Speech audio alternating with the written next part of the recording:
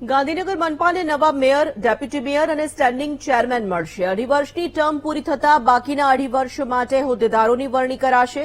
ગાંધીનગર મહાનગરપાલિકાની 10 જૂને સામાન્ય સભા મળશે। 10 જૂને સામાન્ય સભામાં નવા હોદ્દેદારોની વરણી કરવામાં આવશે।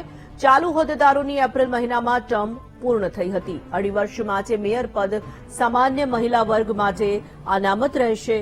ચૂંટણી આચારસંહિતાના કારણે મતગણતરી બાદ સામાન્ય સભા મળશે।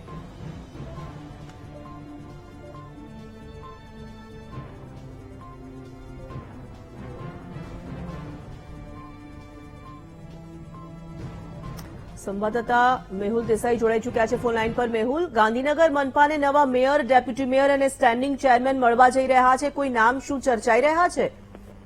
બિલકુલ, જો વાત કરવામાં આવે તો 2.5 વર્ષની ટર્મ જે છે તે પૂર્ણ થઈ રહી છે મેયર, ડેપ્યુટી મેયર અને સ્ટેન્ડિંગ ચેરમેનની, અને તે એપ્રિલ મહિનામાં જ આમ તો પૂર્ણ થઈ છે, પરંતુ ચૂંટણી આચારસંહિતાના કારણે નવી વરણી થઈ શકી નથી। પરંતુ ચૂંટણીના પરિણામો બાદ એટલે 10 જૂનના રોજ સામાન્ય સભા મળશે, જેની અંદર standing chairman, mayor, deputy mayor જે છે તેની વરણી કરવામાં આવશે।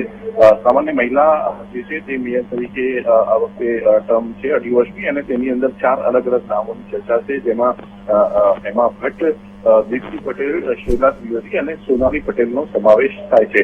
આ 4 મહિલાઓના જે છે તે નામ ચર્ચામાં છે, જે ભારતીય જનતા પાર્ટી જે છે તેમાં પ્રભારી મંત્રી સહિત જે પ્રદેશની જે બોડી હોય છે તેની સાથે ચર્ચા કરવામાં આવશે। ત્યારબાદ તેનો નિર્ણય થશે। 10 જૂનના આ બેઠક જે છે તે મળશે। ધન્યવાદ મેહુલ।